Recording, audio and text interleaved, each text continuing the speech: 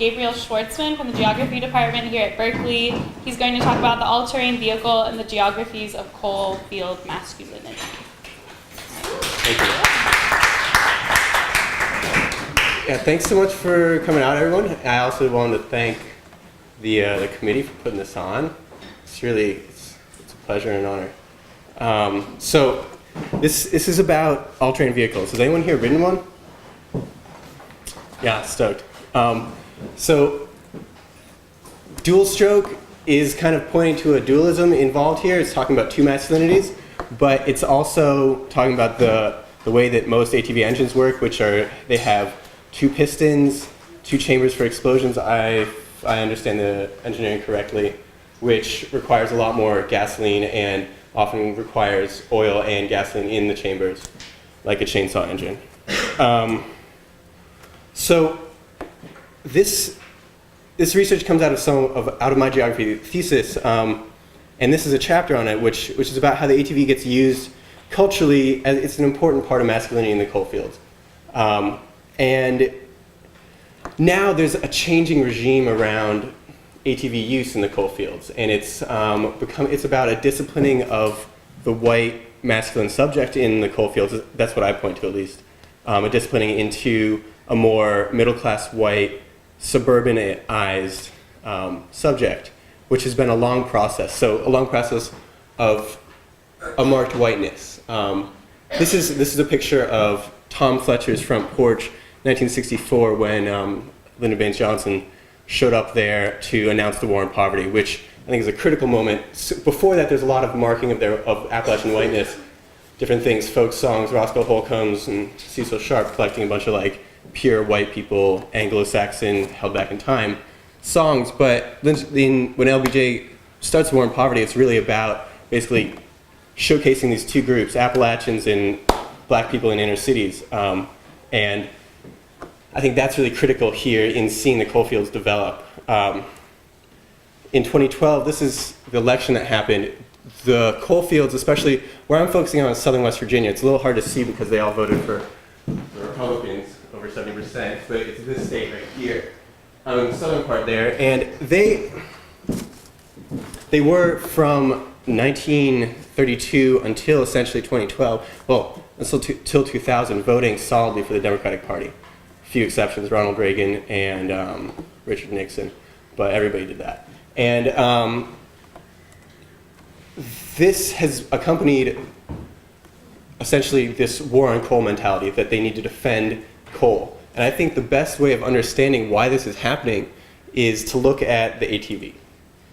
Also, sorry, this is in the context of mountaintop removal, which we have two presentations of here. And the pro-coal people are all like, this is great. This is a development on our landscape. This is creating a space that is, in some sense, less wild. In some sense, what I would say, whitened.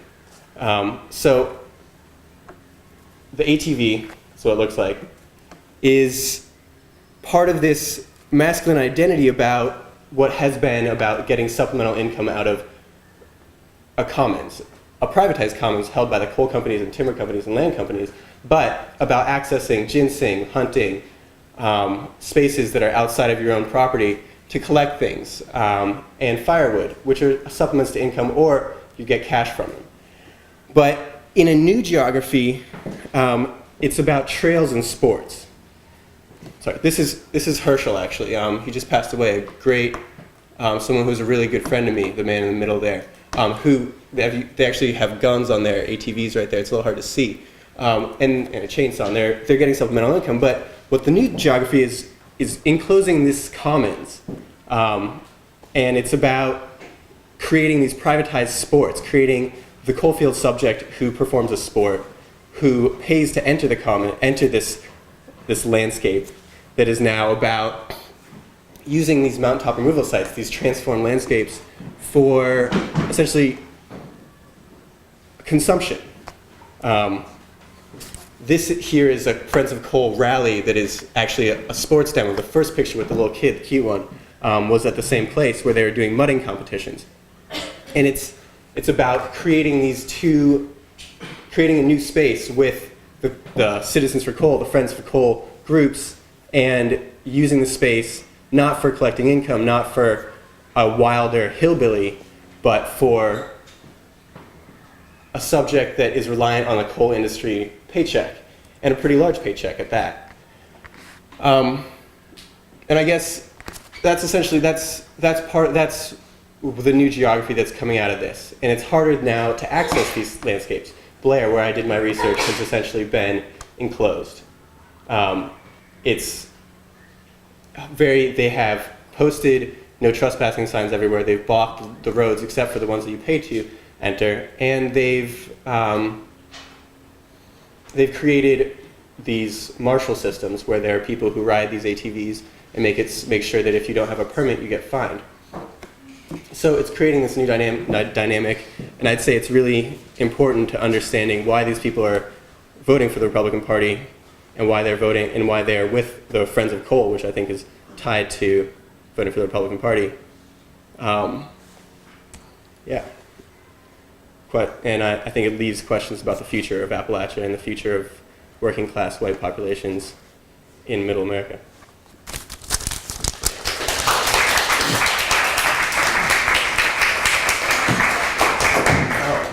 So now we have 3 minutes or so for questions for you. Yeah. Who manages these lands? They're private companies. So before 1980, when the electoral transition, we started seeing it, and before any of these lands started being created, it was really unmanaged. Occasionally you'd get timber companies extracting timber. The coal company would be mining underneath. In 1980, you also started seeing mountaintop removal, where you see the clearing of these vast areas. And then in the 2000s, you have these private companies buying back mountaintop removal lands to create these trails, which, yeah. And before that, it was just common land? Well, before that, it was held by the coal companies and the land companies and the timber companies. But anybody can basically access it, which makes it a semi-privatized commons. Yes? What's the potential for agriculture in these lands as opposed to recreational use? So a lot of the land that people live in is the valley land. And the land that's held by coal companies is often on mountains. So it's a lot of slopes, which is not to say in pre-1890, the whole area was agricultural. And there was a lot of forest farming where you let your cattle and your pigs roam in the forest and eat nuts and things. It was also before the chestnut went extinct. But on the slopes themselves at this point, especially after mountaintop removal, there's very little potential for agriculture. Although grazing is still big. Yes? I think I'm slightly confused on what is the connection exactly between the coal and the ATV? So essentially, it's the using of the ATV in the coalfield landscape. And it's the land dynamics around the coalfields that have let people for near a century now run around the hills and collect for supplemental income. And then what's happening now is in concert with the creation of a pro-coal identity, with the creation of these people saying, we need to support our industry, has been the creation of these new lands that is also not just let's support our industry, but also let's become well-paid middle-class white subjects.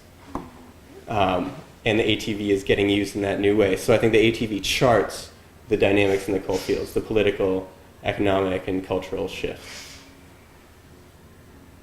Mr. Brown. Could you talk a little bit about, we don't have time?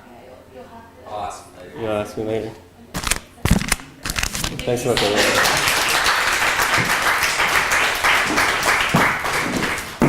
Hi. Thanks, Gabe.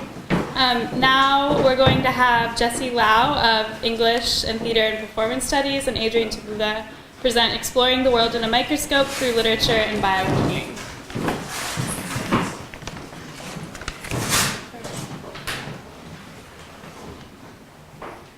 Oh, I didn't get your thumbs up for you. I lied. Sorry.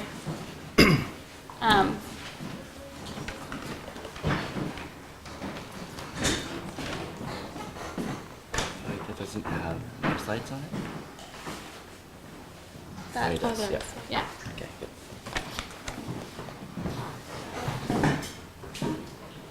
Good. Wait, sorry. I don't know. I don't know how to use a mouse. Okay.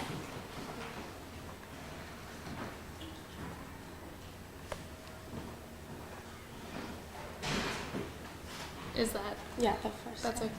Yeah. Well, yeah.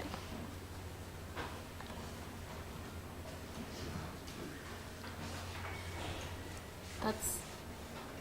Do you need to see more than that? That's fine. Thanks. Okay. Okay. So when microscopes were first invented in the early 16th century, it completely changed the way people saw the world. And especially because this is the Restoration period in England, there was a lot of political, social, and religious turmoil. And the discovery of this new micro-world completely shattered everyone's vision of what reality was. I mean, no one even knew the existence of microorganisms and like the way that that you could see the different cells and plants. It completely shattered what everybody thought the world was in 16th century. And so it brought up a lot of theological problems, like how can mankind be the masters of nature if we couldn't even see nature? And so this led to the formation of the Royal Society of London, which was the first English scientific institution. And they tried to reconcile this idea of science and theology and trying to bring it together in a way that, could reconcile this theological problem. And so they started by funding works they termed micrographia. And micrographia was basically a term about little writing. And this idea of little writing appealed to the topos of the way that God made two books, the book of scripture and the book of nature.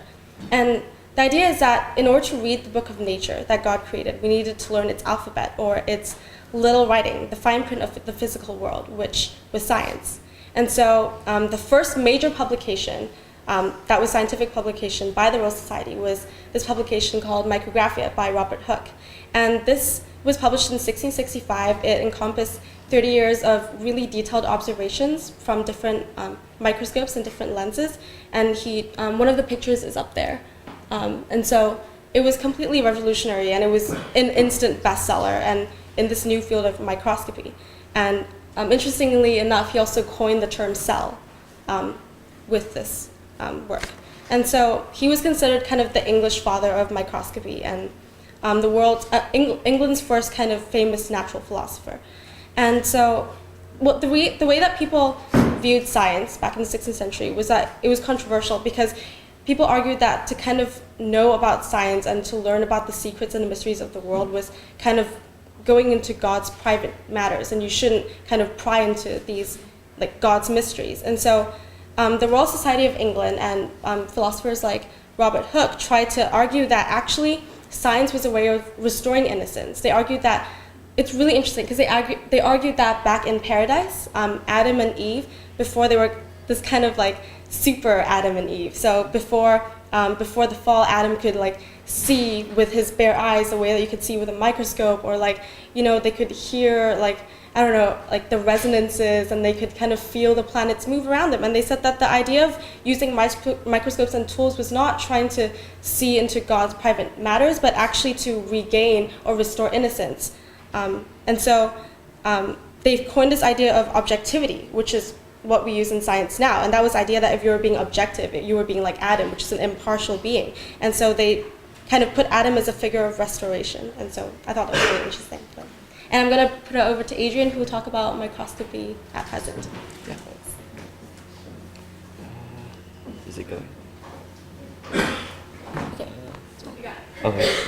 So fast forwarding to today, I'm still saying that microscopy is benefiting society and is revolutionizing the world that we live in. In terms of the medical use, scientists and surgeons are using fluorescence microscopy in cancer therapy and imaging the cells that they would not be able to see when they're removing a tumor. So to lessen the reemergence of cancer after you have surgery on it.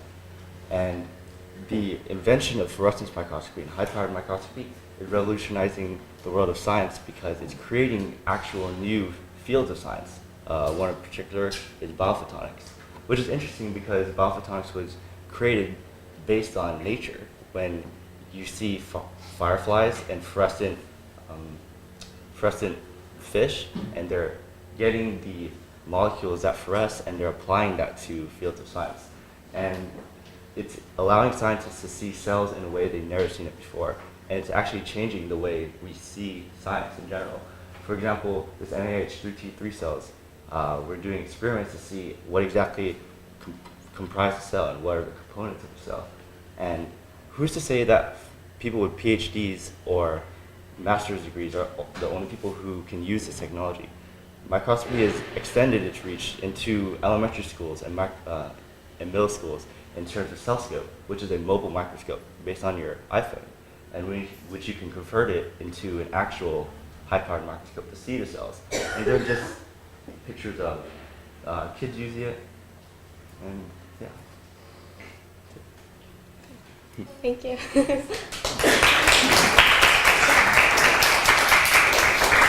now we can take any questions. I'm a little confused about fluorescence microscopy. They've been doing fluorescence for like 30, 40 years for like malaria and I guess, I think malaria and TB. So what's different now that as opposed to that? Well, the field of science is how it's hundreds of years old, and because the microscopy techniques that we use today were only developed a couple of decades ago, we're still making new strides. There are still forms of microscopy still yet to be done, especially in the forms of biophysics, where they're using forms of lasers and to highlight and emit these molecules in cells that we haven't done before. And we're able to see things, more small molecules in the cells, such as more towards cancer and treating cancer. That's why there's still strides being made. Are you kind of dividing off light microscopy from electron microscopy, which is a much finer? Yeah, the only thing that separates light microscopy and photon microscopy and scanning electrons is the different wavelength of light that you use. So because our advancements in physics are enabling us to use higher powered lasers, such as a femtosecond laser, which is a laser that lasts only for 10 to the negative 15 seconds. Because if it lasts any longer than that, it would obliterate the cell. But because we're able to use such a high-powered laser, we're able to see new developments and new ways of understanding the cell.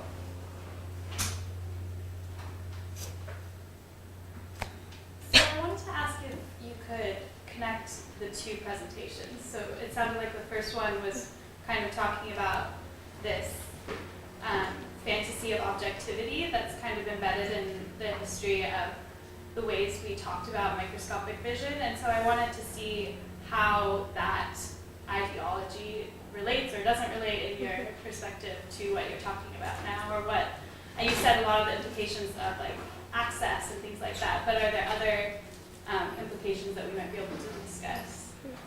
Well, I guess we just wanted to kind of point out that, like, when microscopes were first invented and the way microscopes are used now, it's just like the way it's still kind of changing our perceptions, the way that Adrian was talking about. And do you want to add? That's really yeah.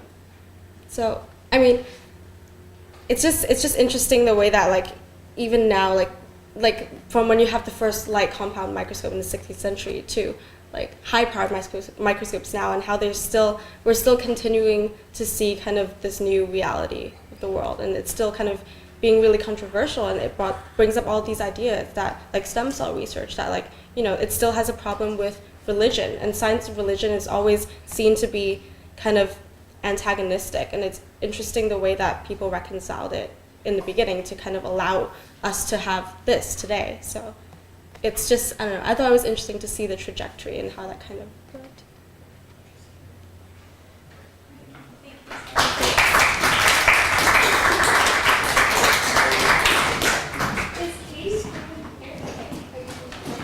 Okay.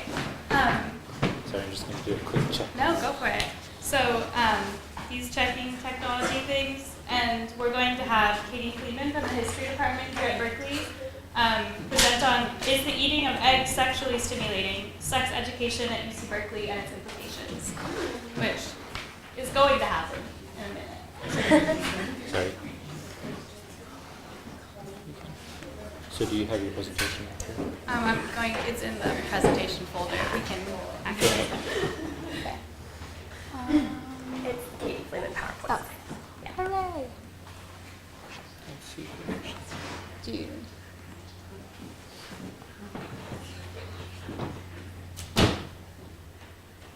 that okay? Yeah. Great.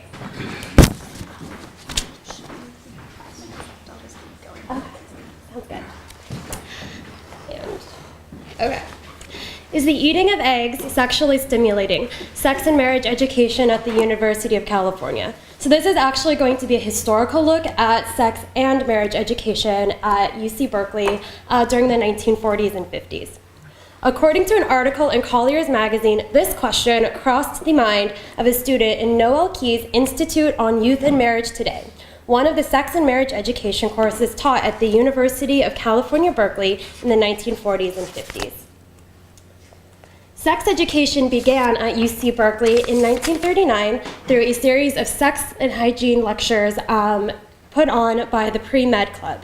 These were primarily given by MDs from the UC Medical School in San Francisco. One of these lectures, given by Dr. Paul Glebe of the medical school, a psychiatrist, sparked local controversy when Dr. Glebe endorsed masturbation as part of a healthy sexual hygiene. As you can see up here, it was from the local Presbyterian church. Despite, or perhaps due to this notoriety, students responded by urging for an institutionalized sex and marital relations course. This became the Institute on Youth and Marriage Today, a course designed by Dr. Noel Keyes, a professor of educational psychology, and featuring lectures by him and a number of guest speakers. This was originally done through UC Berkeley, and during World War II, due to budget cuts, was moved to University Extension and was self-sufficient based on a fee. Roughly half the lectures explicitly included a discussion of sex. A number of the other ones discussed the implications of war and how war would affect marriages and marital relations. A trend that you see throughout marriage education in the United States during the 40s and 50s is trying to talk about the changes that are happening in society and why that makes marriage and sex education so important. An article about the class published in Collier's magazine and reprinted in Reader's Digest put Dr. Keyes on a national stage, earning him piles and piles of fan mail for the straightforward way he presented sexuality. But he also received criticism, and the university found itself defending the course against what it termed a sensational article, attempting to justify the scientific and academic legitimacy of the course. There are letters that they're sending to administrators down at UCLA trying to assure them that the UC is putting on an actual academic course. Upon Noel Keyes' unexpected death in 1948, the university started to search for a replacement. The search committee, however, specifically decided they wanted to restart the course with less of an emphasis on sex and an emphasis instead on marriage as a whole. Which brings me to my implosion object. These are marriage textbooks written by the successor, Judson Landis, who was a sociologist from Michigan State College. He authored a number of books. This is the one that was aimed at college students, and he wrote 7 editions between 1948 and 1978. These are a few editions shown right here. Every edition begins with a claim to scientific legitimacy, framing the content as scientifically based. Unlike earlier editions of this course, the scientific data comes from sociological surveys as opposed to psychological studies or medical research. In changing the focus from sex to marriage as a whole, the content of the course moves from the medical sciences with the medical lectures through psychology to the social sciences. It's also important to note that these are a nationally distributed textbook. So these are, what is in this is being distributed across the nation to various college programs. The content of the marriage textbooks includes personal advice for individuals. As I mentioned, they're trying to talk about changes that affect marriage. One of them is the increasing role of women. And throughout the editions, you see them trying to discuss the problem of women. And it changes from being a problem of women to being a problem for men and women. It goes from being about women not knowing exactly their place to being, hey man, you need to learn how to do the dishes yourself as well, which is actually kind of surprising if you think about it being the post-war era. Another aspect that is described in this is encouraging women to marry before graduation because they won't be able to find husbands afterwards. One similarity throughout these classes is the sentiment that education and the university could provide a venue to give undergraduates advice and guidance in their personal lives. Marriage education involved practical, hands-on advice giving, whether it was Dr. Glebe suggesting normal sexual behavior, Dr. Keyes providing one-on-one counseling, or Dr. Landis outlining the steps to a successful marriage built on data sets. I didn't find a definitive end date to this, but the Department of Home Economics, which was the last one to house this class, ended in 1960, and I couldn't find any records of it after. As historian Beth Bailey concludes, marriage education, with its emphasis on practicality and functional education, could not stand up to the rigors of academia. A couple of more recent findings in marriage and sex education at UC Berkeley could be that there are the decal classes that are student facilitated. There's FemSex and Sex 101, and these are similar in that they also just address sexuality, and they also are student-based. And another course that's taught here is Integrative Biology 140, which focuses on reproduction. But it's significant that nowadays you can only teach sex education, but not marriage education. Recently, I'm not sure if, in the next one, if anyone's seen this, someone wrote a letter to Princeton's newspaper urging women to get married before they graduate. And this has been received with a lot of negative backlash, which kind of indicates that nowadays we see sex education as something that can be taught, whereas marriage is something that cannot be. And I want to offer this as a look at how is it the change in society and the way we view marriage or we view interpersonal relationships affects what we consider scientific and what we consider academia.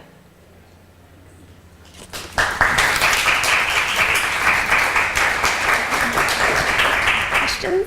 So now we have 3 minutes for questions. I wanted to ask about a lot of the history of sex education at Berkeley also involves the eugenics tradition at Berkeley, and I didn't know if you had any commentary on that at all. Let's see, I'm trying to remember. I didn't focus mine so much on eugenics, but they do, some of the textbooks do talk about that. They don't. Or even just about like sexuality, or like what a normalized marriage form or sexual form was. One thing that comes up a lot is homosexuality, and how does homosexuality figure into this? So the first, during the sex lectures, Dr. Glebe, I believe it was him, talks about the different stages of sexual development, and he says that homosexual attraction is just a stage in development. And so anyone who's gay is just arrested in arrested development right there. And that's the way that's posited. I don't have any information on how that is in the second one. And then in the third one, they do talk about it a little bit, but generally they're talking about male-female relations, which sets up that that is what's normal and that's what's expected. And it also, I wasn't able to get into this, a lot of students were encouraging for marriage education because they thought it was practical and something they could all use, which sets up that it was considered an expectation for you to get married at some point. Does that answer? Yeah. Okay. Yeah. How long are these textbooks in circulation? Is there a period when they're phased out, or what would that look like? I mean, so this particular author wrote between 1948 to 1978. And marriage education in general wanes in the early 1960s, so I'm not sure who's reading them in the late 60s and the 70s, but you never know. I mean, I was able to buy a lot of them just online, so they aren't like still in circulation and being printed, but they still are out there. Yeah. I'm just kind of curious about the title. Like, was that something that was in the original lectures that So in the second phase, when it was the Institute on Youth and Marriage Today, they would ask questions at the end, and there'd be like these anonymous questions put in a box, and Collier's magazine printed a number of the questions that students asked, and that was one of them. I wasn't able to get into it so much, but it seems like they purposely chose the most honestly kind of moronic questions to kind of try to illustrate, look how much these students don't know. They really need to have marriage education to tell them about these things. And the university actually was really not pleased with this. I think that's part of the reason they considered it a sensationalist article, because it was trying to create this dichotomy between uneducated students and this wise expert professor. We don't have any more time for more questions, but we can always ask you. Thank you so much. Thanks again. Now we're going to welcome a Santa Cruz student from the Philosophy and Sociology department, Matthew Kurkjian, who will be speaking about social terms and biomedical applications, Bidil and its implications. Once I find his presentation. Do you have one? Yeah, it's a couple seconds. Okay, it's right there. Okay. You should be good in a second. Okay. Hi, I'm here to talk about Bidil. Bidil is an FDA-approved preventative heart failure disease medication. But what's unique about Bidil, and why I'm here to talk about it, is because it's approved by the FDA for race-specific application for African Americans with heart failure disease. Nitromed, which is the pharmaceutical company that produced Bidil, has large commercial incentives to present the first race-specific drug, and this needs to be taken into account when trying to understand how Nitromed utilized the test period statistics in order to make it appear as if Bidil is a race-specific drug. What needs to be understood is during the study, there we go. The study period statistics do show in the limited research that they conducted that Bidil was more effective for African Americans. However, the variables that were taken into account for these statistics need to be examined. Race was the main variable that was taken into account, and environmental variables such as diet or socioeconomic location were not taken into account. And both of those variables are tightly knitted to racial groups in America, along with many other variables. The FDA approving the first ever race-specific drug on such limited research needs to be questioned. Race-specific drug in itself implies that there's a strong correlation between race and biology. This is a problem because the term African American is by no sense a biological term. African American is necessarily a social term. It is created socially and it exists only socially. It is impossible to find an African American biologically, yet Bidil attempts to put a biological medicine upon this non-biological group. A perfect example of how African American cannot be determined biologically is how Nitromed themselves defined the African Americans in their study.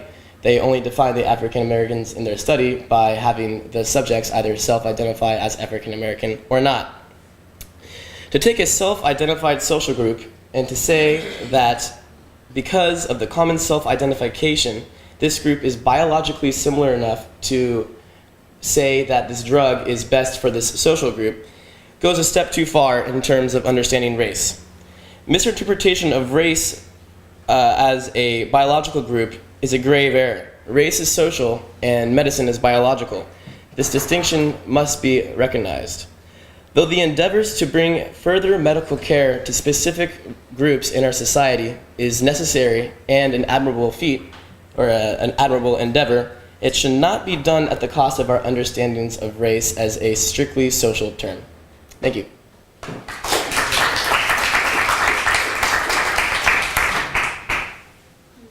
Lots of time for questions. Yeah, I'm a philosopher. I like hitting points hard and quick. Yes? Well, I mean, you can, if you were to take genetic sampling from people living in Africa Yeah. versus genetic sampling from people living in the US, you could tell the difference between those two. You could, absolutely, but it's not taken into account in this study. It's simply by the self-identification as African American. Do you think that most people, I mean, I would think that most people who identify as African Americans are predominantly having the African genotype. Wouldn't you say that? That's One would think that, but that's not the case. It's the definition of African American has shifted. It used to be the one-drop rule was the rule, quote unquote, back in the day, and now it's shifted into the idea of self-identification of race is a strong and strictly social phenomena, and doesn't have any biological say. If they had, for example, if they took genetic testing of their samples, of their subjects before they made this generalization to say that Bidil works better for African Americans, then that would make sense. But they're trying to bridge this gap between the social and the biological, which is the necessary distinction between nurture and nature. And that gap is a distinct gap and can't be bridged simply through this study that they have. And do you think that if they had done a genotype on the people and self-identified, you would not see a difference, or that they would see a difference? From my limited scientific understanding of how genetics work is I know that it's between skin color and your genetic phenotype, there's not that much correlation. And so African American is strictly done off of skin color in America. And I mean, even if you couldn't bring Bidil to another country and say that this drug is for people with black skin, because African American is a strictly American, based off of American structural understandings of race. Yes? So the people, did they have any demographic variable information about the people who self-identified as black? No, in fact, it was... Possibility of confounding factors such as like African Americans might have been living in an area with less health care or less, what do you call it, less access to healthy food, less access to exercise equipment. That's precisely the point, actually, is that they didn't. And, I mean, the study was very limited. There was only 49 subjects in the second study, and only 132 in the beginning. And they went back, and after it was not approved by the FDA, they went back and tried to find more variables to find, or more correlations to find which group this drug worked best on. And they found a slight correlation with African Americans. Yes? I guess what I'm hearing from your presentation that is a really interesting intersection in the blurry line between science and society is that this self-identification as African American is interesting in your study, because that self-identification is a built formation through specific sociocultural understandings of the self, and that has a really long genealogy and history. So then a group deciding that that's who or what they are, and then having this biological medicine for them, has, to me, brings up all these different questions about race as a social formation, but then also our understandings of science as a social formation as well, like specific kinds of biologies. Because I guess I'm thinking about how the reality of race and racism in the United States and all of the material and social inequalities that it has created then sets up the dis-ease, or the need for this need for dis-ease, or not this need, but this disease. And so it's like you're poking at all these very interesting intersections that are actually quite troubling, because they're assuming so much essentialisms, but also you bring up this aspect of self-identification, which is really interesting from a group too.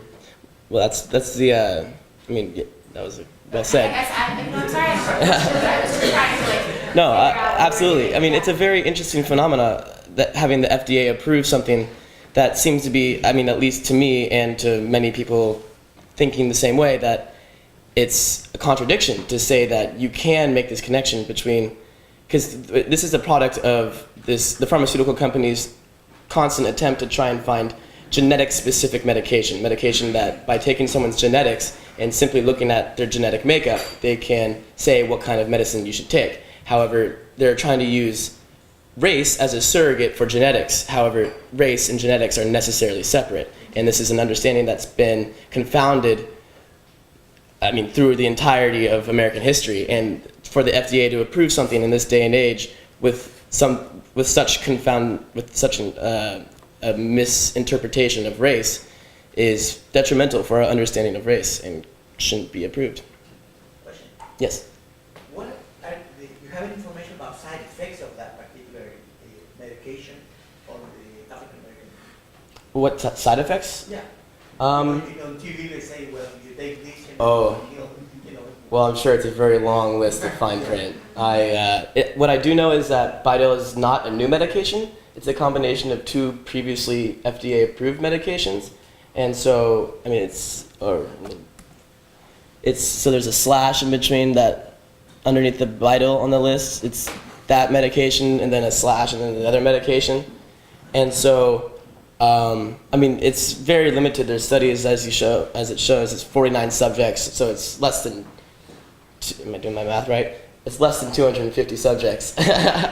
And so, I mean, what is known about this drug is very limited, and for them to make this huge gap, the first race-specific drug, is a big leap that needs to be examined. Yes? You seem to kind of be talking about this process of reification, where we take these sort of social historical forms and then naturalize them and turn them into biological categories. Mm-hmm. You're sort of kind of contesting that, and I'm wondering if you have anything to say about the political consequences of the kinds of definitions of race that get naturalized in these kinds of studies, like the Bidil, like what are the effects of it, what kind of like things get left out, who stands to benefit, things like that. I think that what happens with this naturalization of the understanding of race into a biological context, or assuming that our understandings of race and racial groups in America have a connection to our genetics and who we are biologically, if to reify that is what I was been saying earlier, is just a huge error, and it has a lot of implications in how people just subliminally associate race with medicine, with biology, and with the reality of who they are. It needs to be understood that race does not exist genetically. It exists socially. And to say that it exists biomedically for biomedical applications is to say that it exists genetically, and that we can't say that. Yes? You said initially that you thought the FDA or the maker of this drug had an incentive to make a race-specific drug. Can you elaborate on why that would be, or what incentives? It's just capitalism, Nitromed producing the first race-specific drug. Yeah. They're going to make a lot of money off of being the first ones to provide this medication, and especially to subjects who are told to take this medication and don't understand the reality of their own situation. To say that I'm African American, here's a drug for an African American, to someone who perhaps doesn't understand or isn't aware of the reality of what it means to be African American, for them to think that there is a reason why this medication would work on them because they are African American is really dangerous. So you do think that consumers would be more likely to take a drug if they felt like it was more specific to them, and that would be promoted? I mean, yeah. I think that if you look at this and the commercials are like an African American doctor, like arm in arm with an African American family, and I think it's playing off of something that is almost manipulating or taking advantage of someone who is in a heart failure risk situation, and it definitely seems like it would be promising if you don't understand the nature of race and genetics. Yes? So, kind of understanding and accepting that race doesn't have any genetic basis, my interest is why you believe that, race shouldn't be considered in biomedical basis. That seems to kind of reinforce the division between, medicine, the division between science, medicine, and society, and separating race from biomedical. My opinion seems to reinforce the exclusion of all of the kind of compounding factors that are, intersected in racial identities in America. So you're asking how can we actually use race for biomedical applications? Or? Yeah, or are you just advocating that race shouldn't be considered biomedically? In this, specific to this scenario, I believe that race should not be being used in this biomedical application. However, it's important to understand how racial groups do or can be defined by real genetic or by real biomedical definitions. For example, variables such as socioeconomic location, geographic location, diet, access to better diets or lesser diets, those are all related to race. However, they're not they're biomedically definable. You can tell if someone has a good diet or a bad diet, and then you can correlate that to their race. However, you can't take their race and then say that they're sick because they're African American. Thank you.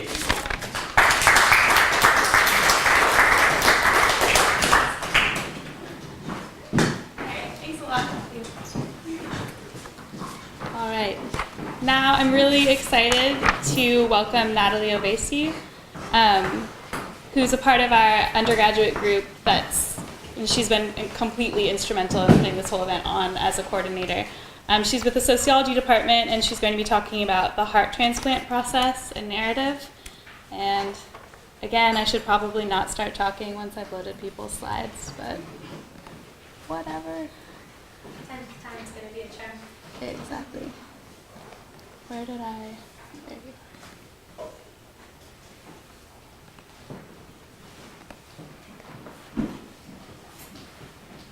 Is that okay? It should be in a second. Oh, okay. Do you need speaker notes on here, or do you?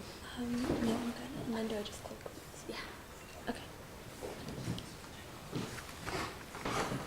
Good afternoon. My name is Natalie Oveyssi. I will be presenting an extended narrative implosion called the heart transplant process. My presentation will be somewhat longer than the ones you've heard so far, so please bear with me. And I also want to warn you that the first image is a medical photo, and some might view it as graphic. This is a picture of my father's heart. This picture was taken in the pathology lab of Stanford Medical Center. My father's heart stopped working the Saturday after Thanksgiving in 2011. It had been through quite a lot of trauma. After a bout of rheumatic fever in Iran as a child, my father's aortic valve had been irrevocably damaged, necessitating the placement of an artificial mechanical valve when he was in his 30s. Because his heart had had to work harder to compensate for his leaky aortic valve, his heart had become enlarged and filled with white fibrous scar tissue. This caused damage to his mitral valve, which led to my father to be diagnosed with congestive heart failure in 2010 when he was 52 years old. In January 2011, he went into cardiac arrest when he was at work. Over the next few days, he approached death several times but managed to recover. After he was stabilized, he was fitted with a pacemaker and an implantable cardioverter defibrillator. We were told that this should sustain him for a good while. We were told that he was extremely lucky, a miracle, a best-case scenario. He had been unconscious at least 4 minutes before CPR, at least another 15 minutes before arriving at the hospital. Despite this, he had survived and had not suffered brain damage. He had been lucky. But this was a far less permanent solution than we had anticipated. Just 10 months later, on the Monday before Thanksgiving, my father began to experience severe tachycardia, or regularly fast heartbeats. This pacemaker sent electrical impulses to his heart to try to regulate his heartbeats, but was unsuccessful. Then the defibrillator began to send a series of painful shocks to his heart at 700 volts. My father was taken first to a local hospital and then to Stanford Medical Center, about an hour away from our home in San Jose. The doctors told him he would either have to undergo a heart transplant or be fitted with a ventricular assist device, or VAD. A VAD is a mechanical pump that is used to circulate the blood when the heart doesn't pump well or regularly. A VAD could serve as a temporary treatment if a heart was not available, but the best long-term treatment would be a heart transplant. Heart transplants carry a lot of risks, most prominently the risk of rejection. A heart transplant patient has to take numerous immunosuppressants and return to the hospital regularly for rejection tests. The immunosuppressants would severely hamper the patient's immune system, causing patients to become much more susceptible to infections and illnesses like cancer. The chance of skin cancer rockets by 40 times. The medications could also cause tremors, mood swings, diabetes, and loss of calcium in the bones. The 1-year survival rate for a heart transplant is 90%. The 10-year survival rate is 50%, as the doctors told us. When my father said that 10 years was not a long time to live, the doctor said, it's better than the alternative, dying in a few days. Placement on the heart transplant wait list is not based on purely rational, objective decisions. It involves a combination of subjective moral judgments and social and economic factors. Before my father could be placed on the heart transplant list, a clinical social worker asked us a few questions about my father in order to conduct a psychosocial evaluation that would determine whether he was a good candidate. Despite the social worker's sympathy and tact, it was like a job interview. In some ways, it was. My father was being interviewed by proxy to see if he was a good candidate for the job of receiving a new heart. Did he smoke? She asked. Did he drink alcohol? Did he exercise regularly? How did he cope with stress? Was there any history of mental illness in the family? After the interview, the social worker went over the factors that made my father a good candidate. At just 53 years old, he was fairly young for a heart transplant patient. With the exception of his heart, he was also quite healthy.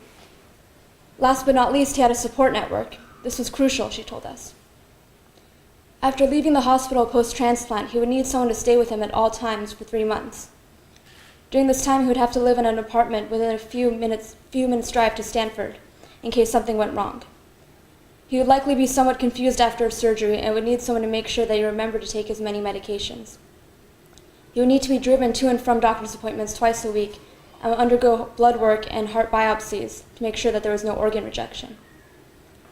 He was young, healthy, and well supported. Those who lacked such a support network and who were older and less healthy would not be considered good candidates. They would be low on the transplant list if they were even placed there. My father was lucky. The determination of bad candidacy certainly was built in part on the chance of an individual patient's survival. It was also counterbalanced with the survival chances of any other patient who needed that heart. The length of time on the transplant list factored into the chances that someone would receive a heart, another candidate jump ahead of the line based on need and survival chances. A lower rate of survival for one person and a higher rate of survival for a second person made the second person a better candidate than the first. Severity of the heart illness also made one a good candidate. One had to be sick enough to need the heart, but not sick enough that the surgery and recovery would kill them. One also had to be sick in the right way. The heart should be sick, but not the rest of the body.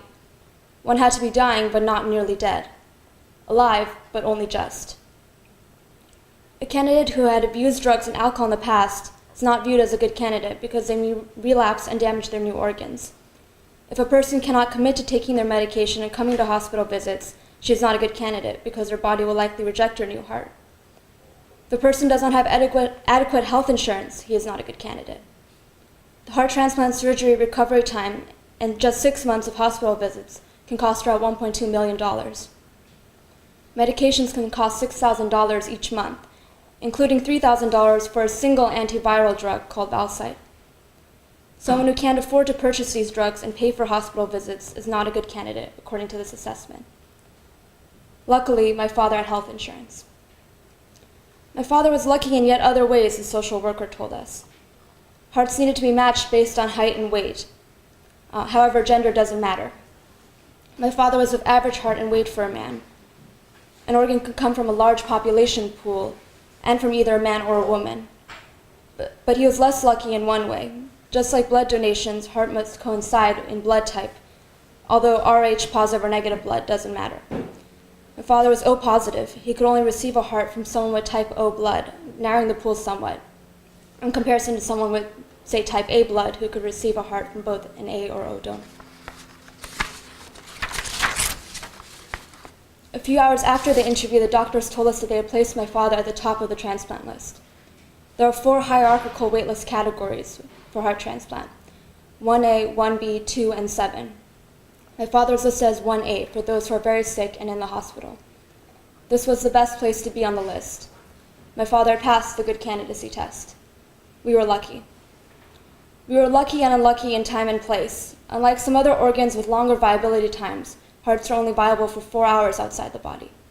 This meant that my father could only receive a heart if it came from a 3-hour helicopter ride distance from Stanford. We were lucky for 2 reasons. 1, the circumference encompassed many major cities, which meant more people and more organs. 2, as the doctors noted, my father was in the hospital waiting for a heart during Thanksgiving, when a lot of people were traveling. This meant that there would be a higher rate of automobile accidents. More people would be placed on life support, more patients would be declared brain dead, and more parents, children, and spouses would have to make the decision to donate organs. There were always more organs at this time of the year. My mother would later tell me that this was the first time it occurred to her that someone would have to die so my father could live. I, on the other hand, had been acutely aware of this.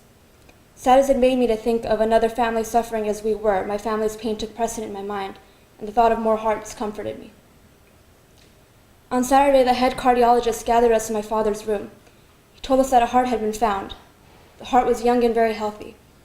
The doctor told us that he was obligated to tell us that the heart had belonged to an individual who was, quote, high risk. My mother asked what high risk meant. The doctor replied that it meant, quote, drugs or sex for money. But he assured us once more the heart was healthy.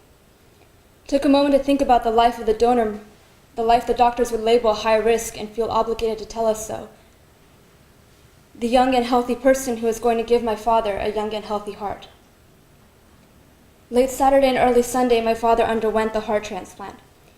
He later told us that before waking up from his heart transplant surgery, he had experienced 3 extremely vivid and detailed dream hallucinations, a reaction to the anesthesia.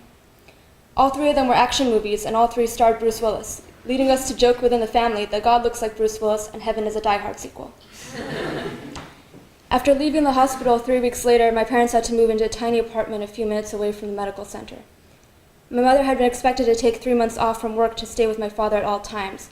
However, she was a part-time microbiology professor at a community college, and at a time of severe education cutbacks, she couldn't afford to lose her hiring seniority to take a semester off to care for my father, especially if he was unable to return to work and had to go on a permanent disability. So she returned to work after 1 month when winter break was over. Sometime after the surgery, we learned that if my father had not received a heart that weekend, he would have had to be fitted with a VAD until a heart became available. If he had been given a VAD, he would have been relegated to 1B on the wait list instead of 1A. We also learned that the heart he had received had belonged to a woman in her 20s from Fresno, California. In the months that followed, my parents recounted the story of my father's heart transplant numerous times, mixing together details of his first time in the hospital with his initial cardiac arrest, and a second time for his heart transplant. My mother focused on the emotional details of the events, recounting her every reaction. My father liked to tell listeners things that would shock them, like numbers. The likelihood of brain damage following his first cardiac episode, 80%. The number of shocks it had taken to bring him back from death, 15. He would also animatedly recall his hallucinations and dreams. Psychologists would refer to this constant need for recollection, re-examination, and revelation as a coping mechanism. Maybe it is. Everyone with whom we spoke said that it had been a miracle, that a higher power had graced us. Even the doctors and nurses at Stanford used this rhetoric when my father returned for follow-up visits. There had been little talk of religion when discussing my father's health and options. We had taken comfort in science, that something could be done, that my father's fate was in capable, educated human hands. We spoke of medications, of surgeries, of tried-and-true treatments, of credentials and advanced degrees. But now there's a stark discrepancy in the discourse, a discrepancy between the scientific terms that explain why my father would live and the spiritual terms that explain why he had. Skill, knowledge, reason, information, miracles, blessings, fate, luck. Recipient families are never told the names of their donors, and donor families are never told the names of recipients. One family may write to the other, and the hospital will ask the family if they wish to receive the letter. If so, the donor family and the recipient family may choose to begin a correspondence, exchange contact information, and meet if they wish. My family has not tried to contact the donor family, and the donor family has not tried to contact us. Perhaps it is too painful for both families, but we are so grateful for this gift. Today, my father is alive, healthy, and back at work. My mother is now a full-time professor. My brother is soon to go to medical school, perhaps to become a cardiologist. And I'm here, studying people and institutions, structure and agency, places and things, and finding meanings in all of it. And we are lucky. Thank you.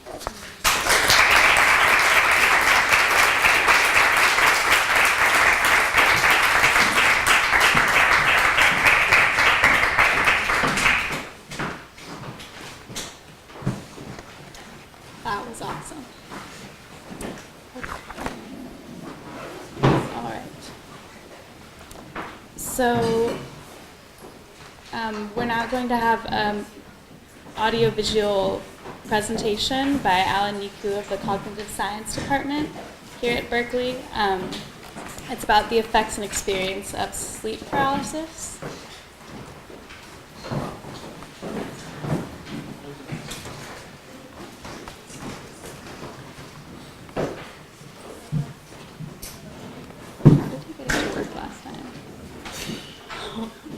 Where's it here? Oh no. Do you know which one he opened? He opened the. Oh, really? Okay. Okay.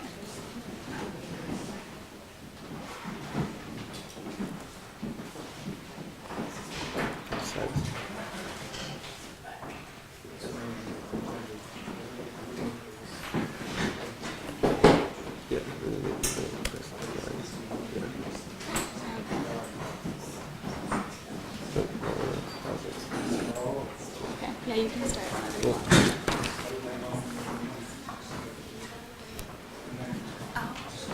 You can just play it and start taking questions right after, and I'll let you know towards the end of the questions how much time you have left. Does that work? Yeah. I'm going to talk first. Okay, yeah, go ahead.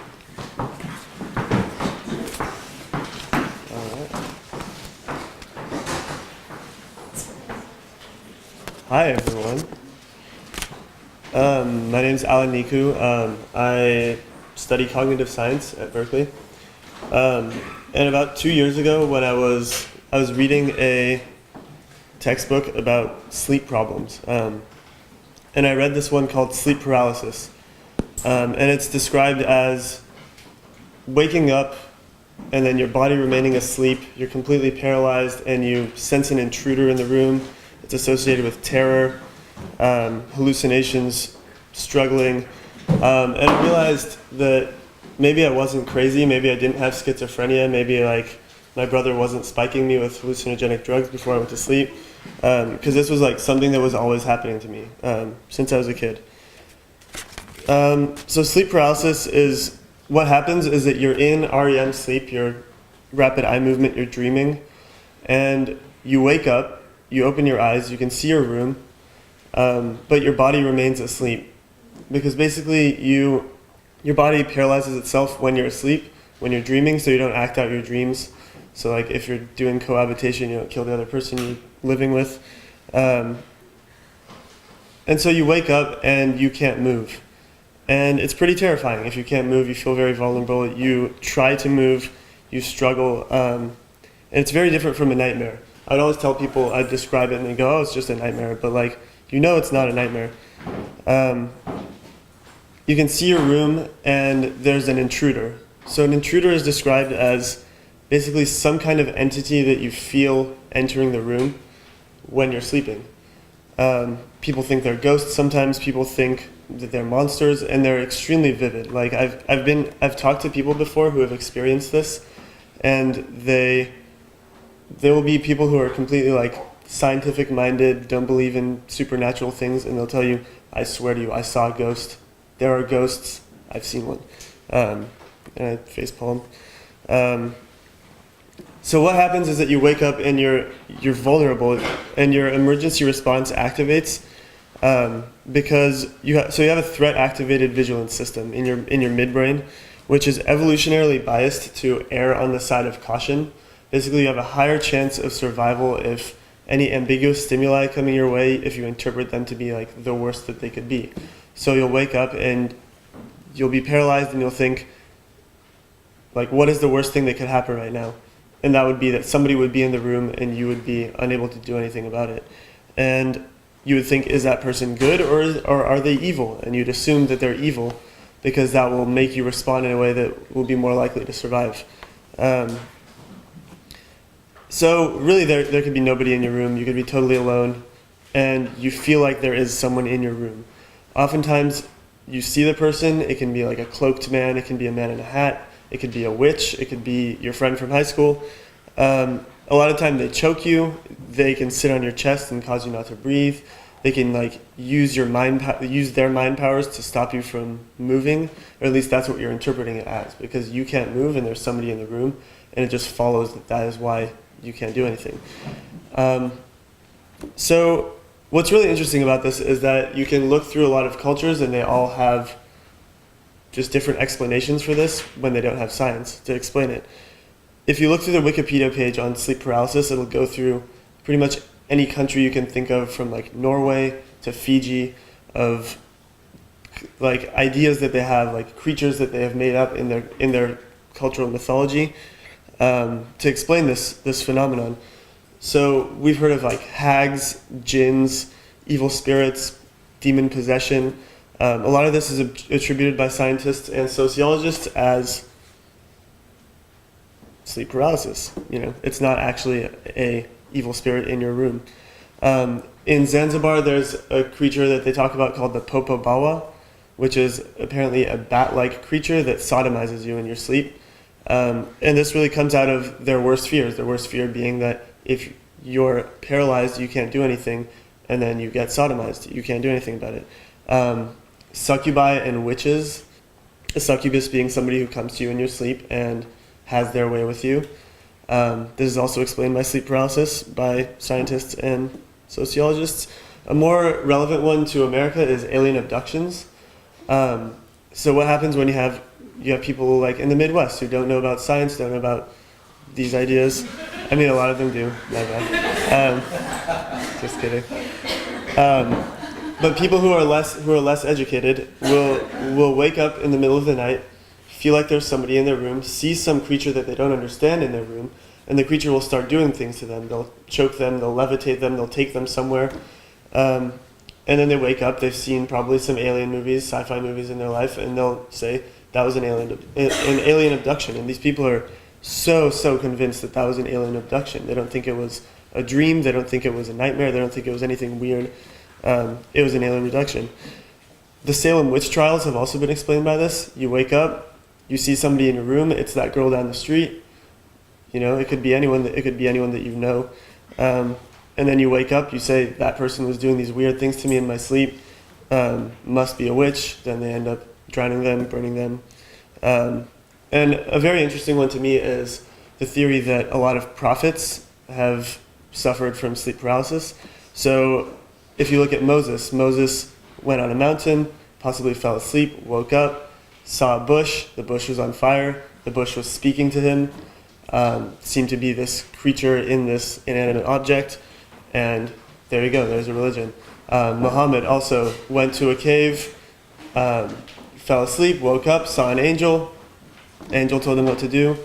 These are theories, but I just think they're very interesting, possible explanations for where all of this comes from in our culture. So yeah, part of my presentation, I made a video attempting to show what it's like to have sleep paralysis. This is more based on my own experiences, but also things that I've, testimonies online. There are a lot of things you can just find. People describe their experiences. So it's kind of a mix of different experiences. So I hope you enjoy it. And while watching it, try to keep in mind how this could be interpreted as a prophecy or an alien abduction or a witch or whatever. So yeah.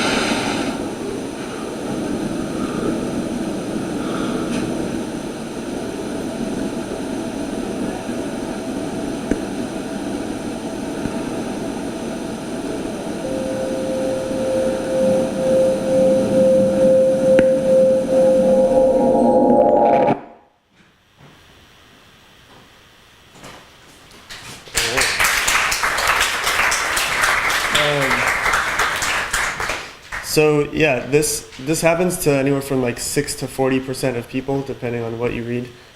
So it's very likely that some people in here have had similar experiences. So yeah, I don't know. I guess I have time for questions. But that is, to me, mostly how sleep paralysis goes. Yeah. I also have sleep paralysis, but I sometimes have auditory hallucinations, very rarely, but I never have like visual hallucinations. I never feel like somebody's in the room or sitting on me or something like that. Has anything that you've seen explain why it manifests itself differently for different people? I've just seen mostly like explanations why it's so similar between people. I guess some people just tend to have more auditory or visual ones. Just, I don't know. But it's definitely, there are reasons that everyone sees similar things or hears similar things when that's what they hear. Does that make sense? Yeah. Have you heard if there's any genetic predisposition to it? Yeah, so they think that there is. And I've asked my parents. My mother has this. My dad doesn't. But yeah, they think that there is.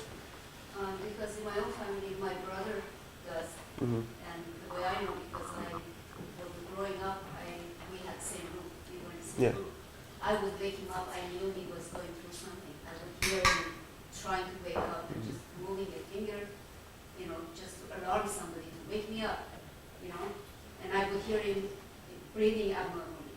So that's how I knew something is going on. And I would just shake him and call him and he would wake up. I didn't have this at all, and my parents didn't, and now my 2 kids do. They do, yeah. So the breathing thing also is interesting because a lot of it just has to do with the position you're sleeping in, and it obstructs a little bit of your breathing. And so you interpret this, whoever it is in your room, choking you, because you're trying to figure out why you can't breathe.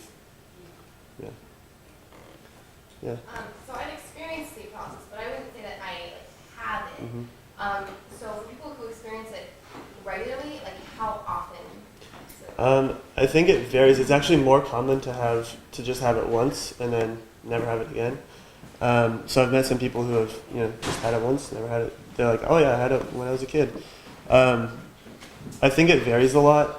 It's usually not any more than once a month, but there are some rare cases where it'll happen multiple times a night, and that's when people start going to medical treatment for it. Otherwise, it's totally harmless. It's just kind of a nuisance, and it makes you not sleep as well. What kind of treatment regimens exist? The main treatment is really just sleep hygiene. It's sleeping more. It happens more when you are sleep deprived and when you're more stressed. So that's mainly what they do is just trying to work with you to make your sleep better. Otherwise, there isn't really that much they can do. There are a couple of antidepressants that kind of work. I've never done any of those. I thought the sound of your movie added a lot to the effect that it had on you. And I'm wondering if during these episodes, did you hear anything, or Yeah. how did you turn that experience and interpret that into sound? Yeah, so I also have something called exploding head syndrome. They've never thought of a better name for it than that, which is kind of what I put in there. It's this ringing sound that it usually signals to me that this is about to start. So it starts when I'm sleeping and I hear this ringing and it gets louder and louder and louder until it almost feels like I'm going to get ear damage, and then it just stops. And then that's when I wake up, and that's when I realize that I'm paralyzed. It'll happen a few more times. Otherwise, it's just kind of whatever the sounds are in your room and sounds in your head, and it's just kind of distorted. Yeah. I thought you drew a lot of interesting connections between sleep paralysis and religion, superstition, mythology, and even mentioned Muhammad. And, I think that's really interesting. Are you saying that sleep paralysis is a definite factor in these belief systems, or just suggesting it? And if you are just suggesting that, what further research methods could be used to illustrate those influences? Yeah.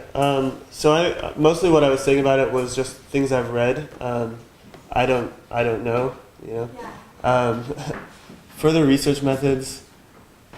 I don't know, because since the stories of prophets are really just written in religious literature, I guess the most they can do is just read the experiences that people have back then, and then see if it correlates with what is now known to be sleep paralysis. But I don't know if beyond that there's like anything they could do to prove that like prophecies are just these visions. Right, I'm actually gonna have to stop